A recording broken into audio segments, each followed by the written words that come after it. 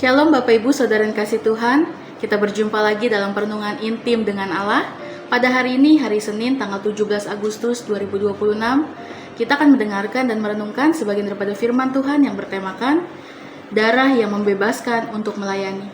Sebelum kita membaca dan merenungkan firman pada hari ini, mari sama-sama kita berdoa terlebih dahulu. Bapa yang baik, terima kasih Tuhan untuk hari ini. Sebentar kami akan mendengarkan sebagian daripada firman-Mu ya Tuhan. Kami mau menerima lawatan-Mu melalui firman pada hari ini ya Bapa. Kami mempersiapkan hati kami mempersiapkan diri kami untuk dilawat oleh-Mu ya Bapa. Terima kasih Tuhan Yesus. Dalam nama Tuhan Yesus, haleluya, amin.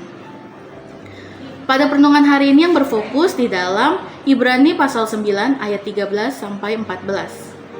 Yang saya akan bacakannya demikian firman Tuhan. Sebab jika darah domba jantan dan darah lembu jantan dan percikan abu lembu muda menguduskan mereka yang najis, sehingga mereka disucikan secara lahiriah, betapa lebihnya darah Kristus yang oleh roh yang kekal telah mempersembahkan dirinya sendiri kepada Allah sebagai persembahan yang tak bercacat, akan menyucikan hati nurani kita dari perbuatan-perbuatan yang sia-sia, supaya kita dapat beribadah kepada Allah yang hidup. Perenungan pada hari ini yang berfokus dalam Mazmur pasal 20. Lalu pembacaan Alkitab kita dalam satu tahun ini terdapat di dalam Mazmur pasal 89 sampai pasal 90, dilanjut kepada 1 Petrus pasal yang keempat. Saya harap Bapak Ibu Saudara-saudari menyempatkan waktu untuk membaca beberapa ayat tersebut.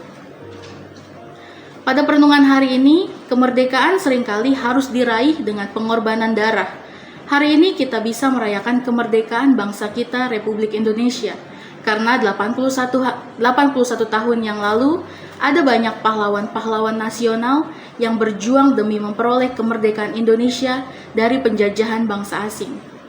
Mereka tidak segan berkorban, bahkan mati bagi bangsa yang mereka cintai. Mereka masih sangat banyak usaha yang harus kita kerjakan. Dan untuk benar-benar memiliki bangsa Indonesia yang merdeka dan berdaulat. 2000 tahun yang lalu, ada anak Allah yang menjadi manusia untuk memerdekakan manusia dari perbudakan dosa yang telah membinasakan umat manusia sejak manusia pertama. Adam jatuh ke dalam dosa. Penebusan ini terjadi melalui darah yang ditumpahkan di atas kayu salib. Itulah darah Kristus Yesus yang telah dicurahkan bagi pembebasan manusia dari kebinasaan akibat dosa manusia. Darah binatang yang dikorbankan dalam perjanjian lama hanyalah gambaran dari korban yang sesungguhnya, yaitu korban Kristus di kayu salib. Darah binatang tidak bisa menyelamatkan manusia, hanya darah Kristuslah yang akan dan dapat menyucikan hati nurani kita dari perbuatan yang sia-sia. Bapak Ibu Saudara-saudari dapat membacanya dalam Ibrani pasal 9 ayat 14. Artinya kita dibersihkan dari perbuatan-perbuatan dosa kita, termasuk bahkan usaha-usaha keagamaan kita untuk memperoleh keselamatan dengan mengandalkan diri sendiri. Usaha sendiri hanya akan menimbulkan perasaan sombong dan merasa diri lebih suci daripada orang lain, serta tidak memuliakan Allah dengan rasa syukur. Kenyataannya, manusia yang telah rusak karena dosa, yang telah jauh dari Allah, tidak akan mungkin bisa menyelamatkan dirinya sendiri, apalagi menyelamatkan orang lain dengan kelakuan atau perbuatan yang telah dikuasai oleh dosa dan hawa nafsu. Namun Kristus menebus manusia, tujuannya bukan supaya manusia menjadi bebas dan merdeka saja, melainkan supaya manusia menjadi umat bagi Allah. Titus 2 ayat 14 mengatakan, yang telah menyerahkan dirinya bagi kita untuk membebaskan kita dari segala kejahatan dan untuk menguduskan bagi dirinya suatu umat, kepunyaannya sendiri yang rajin berbuat baik. Kristus telah mencurahkan darahnya bagi kita agar kita dibebaskan dari perhambaan dosa, bukan supaya kita menjadi bebas tanpa arah, tetapi supaya kita dengan sukacita menjadi hamba Kristus. Roma 6 ayat 18 mengatakan, kamu telah dimerdekakan dari dosa dan menjadi hamba kebenaran. Jelas bahwa Kristus tidak menebus kita agar kita hidup untuk diri sendiri, menjadi puas dengan diri sendiri. Ia juga tidak menebus kita untuk kita melupakan Tuhan atau menyembah Dia dengan setengah hati. Kristus menebus kita agar kita melayani Tuhan dengan segenap hidup kita. Paulus menuliskan bahwa kita telah dibeli dan harganya telah dibayar lunas. Sebab itu kita harus memuliakan Allah dengan tubuh kita. Bapak Ibu Saudara-saudari dapat membacanya dalam 1 Korintus pasal 6 ayat ke-20. Kita telah dibeli dan harganya telah lunas dibayar. Karena itu, janganlah kita menjadi hamba manusia maupun hamba diri sendiri, melainkan hamba Allah. Terdapat dalam 1 Korintus 7 ayat 23.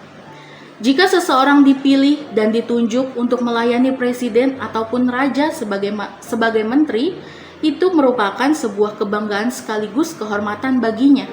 Betapa lebihnya jika kita diberikan hak istimewa untuk melayani Tuhan, Tuhan di atas segala tuan dan raja di atas segala raja, untuk melakukan perbuatan-perbuatan baik yang telah Ia sediakan bagi setiap orang yang ada di dalam Kristus. Terdapat dalam Efesus 2 ayat 10.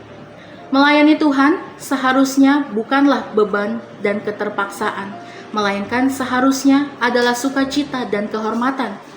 Perasaan inilah yang harusnya ada dalam setiap orang percaya. Jangan pikirkan kita hanya dibatasi dengan materi, sebab kita melayani bukan karena kita akan menerima materi, melainkan karena telah menerima kemuliaan itu dan kemerdekaan dari dosa. Refleksi kita pada hari ini, pengorbanannya telah memberikan kita tujuan hidup yang jauh lebih besar daripada hidup kita sendiri. Melayani Tuhan adalah hal yang sangat mulia dan berharga yang dipercayakan Tuhan kepada kita. Ia mempercayakan bisnis kerajaan Allah kepada kita, manusia yang fana namun telah dilayakkan dan dikuduskan oleh darahnya sendiri. Bukan itu saja, melainkan Ia memampukan kita lewat Roh Kudus yang diberikan kepada kita, agar kita bisa hidup dalam ketaatan kepada Allah. Bagaimana pemahaman ini telah merubahkan cara saudara memandang pelayanan? Mari sama-sama kita berdoa. Bapa yang baik, terima kasih Tuhan untuk perenungan pada hari ini ya Bapa. Terima kasih Tuhan untuk darah-Mu yang telah tercurah bagi setiap kami ya Bapa, yang telah memerdekakan kami dari segala dosa-dosa kami ya Tuhan. Terima kasih Tuhan untuk perenungan pada hari ini. Biarlah firman ini selalu menjadi rema bagi setiap kami Bapa. Biarlah kehendak-Mu yang jadi bagi setiap kehidupan kami. Terima kasih ya Bapa, dalam nama Tuhan Yesus. Haleluya. Amin. Salam sejahtera bagi kita semua. Shalom.